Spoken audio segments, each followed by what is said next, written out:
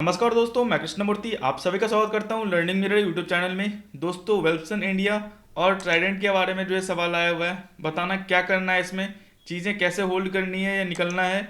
मैं बता दूं फिर से, ये जो है आपको स्मॉल कैप कंपनीज में आती है। ये टेक्सटाइल सेक्टर्स हैं, आपको स्मॉल कैप कंपनीज में आती हैं। आपको डाउनफॉल देखना पड़ेगा, कोई दूसरा ऑप्शंस आपके पास अवेलेबल नहीं है। जब आपको एंट्री करनी थी तभी आपको पता होना चाहिए था इन वर्स्ट केस चीज़ें क्या हो सकती है। वैसे भी टेक्सटाइल सेक्टर्स में जो है आपको वर्स्ट दिखा सकती है। वेल्सन इंडिया तो मुझे पता है, मैंने देखा हुआ है, इसका जो है कुछ इशू हुआ था, आपका टावल इशू हुआ था यूएस वाले में। फिलहाल भी आपको टेक्सटाइल कंपनीज में जो है आपको टाइम देना पड़ेगा, पूरे पैसे डाल के बैठे हुए हो, चीज़ें आपको लॉन्ग टर्म के लिए वेट करनी पड़ेगी, at least in worst case 80-90%। Inflation index देख लो, आपको जो है अगर ये 7 से अभी 6.6 के आसपास का है, ये जो है आपका 2020 का जो है आपका इन्फ्लेशन इंडेक्स है आपका इंडिया का।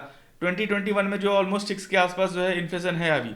अगर मान लो ये 7 क्रॉस करती है, 7 के ऊपर रहती है, जो कि संभावना है आपको लॉन्ग टर्म में रहने के लिए, आपको मिड एंड स्मॉल कैप जो कंपनीज हैं आपको वो बहुत ही चीप मिलने वाली है, क्योंकि आप उस टाइम में कुछ कर भी नहीं सकते हो। चीज़ें जो है आपको फेवर्स दूसरी जगह करने वाली हैं, आपको साइडवेज मार्केट में रहेगा, इन्वेस्टर्स का कोई इंटरेस्ट नहीं रहने वाला है, पैसे पुल आउट होंगे तो चीज़ें जो है आपको बिल्कुल भी आपको डल दिखने वाला है या फिर साइडवेज में दिखने वाला है। तो जो भी आपने हाई अर्निंग पे खरीदी है तो उसमें आपको टाइम देना पड़ेगा। अगर आपका 60-70% लॉस हो रहा है, मान लो आप ऊपर प्राइस पे खरीदे हुए और आपका ऑलमोस्ट जो है 60% का लॉस हो रहा है, 70% का लॉस हो रहा है, most of the small and mid cap companies में यही हो रहा है, आपको वो चीज़ें समझनी होंगी।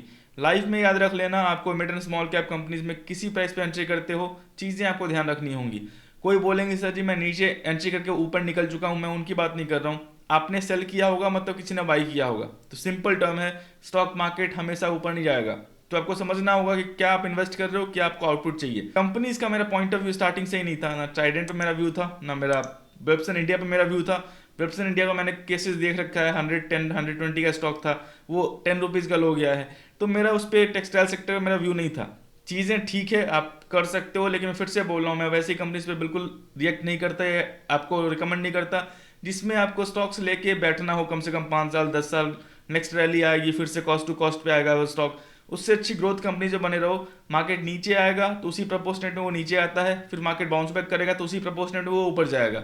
मार्केट बाउंस बैक करने के बाद mid and small cap companies कितनी तेजी से ऊपर आएंगी वो कुछ कह नहीं सकते, वो डिपेंड करता है मार्केट फेवर करता है नहीं करता है।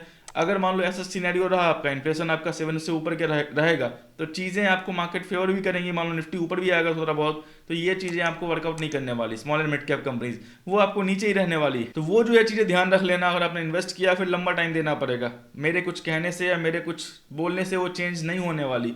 वो मैं समझता हूँ मिड एंड स्मॉल कैप का जो कंसर्न क्या है, आपको 80-90% डाउनफॉल देखना पड़ेगा। एटलीस्ट आपके पास टाइम फ्रेम 8 to 10 ईयर्स का है, तो चीज़ें आप समझ सकते हो मतलब कंपनी अगर स्टेबल है नेक्स्ट 10 ईयर्स के लिए आपको आउटपुट दिखाएगी, तो कंपनी आपको फिर जो है रिटर्न कुछ ना कुछ दे सकती है।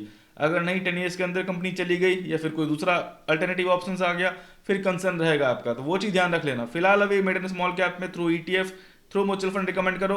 बाकी जो है कंज्यूमर इंडेक्स देखते हैं क्या होता है, फिलहाल इसका कुछ कह नहीं सकते। जैसे जैसे डाटा आपको आता रहेगा वैसे वैसे आपको मार्केट रिएक्ट करता रहेगा। फिलहाल अभी इन्फ्लेशन जो अप्रैल का आया हुआ है, यूएस का रिपोर्ट आया हुआ है, उसमें जो कुछ भी कमी नहीं हुई, ऑलमोस्ट 7 पॉइंट ऑलमोस्ट 40 ईयर्स के हाई पे चल रहा है। तो वो कंसर्न है आपका फिलहाल अभी। एवरेज मत करना, मैं वही सलाह दूंगा बस, एवरेज बिल्कुल भी मत करना। बाकी जो चीज़ें हैं आप देखते रहो, सीखते रहो। दोस्तों, मैं आशा करता हूँ वीडियो जो है आपको अच्छा लगा। वीडियो अच्छा लगा कृपया लाइक करें, सब्सक्राइब करें, शेयर करें। ट्रेडिंग और डीमेट अकाउंट लिंक जो है वीडियो के डिस्क्रिप्शन में हमारे को ओपन कर सकते हो। कुछ भी सहायता होता है मैं नाइट को 8 PM लगाऊंगा, वहाँ पर पूछ लेना। Social media site Telegram, Instagram, Facebook, Twitter, जहाँ पे को लर्निंग मेरे दिखे ज्वाइन करो। दोस्तों, धन्यवाद।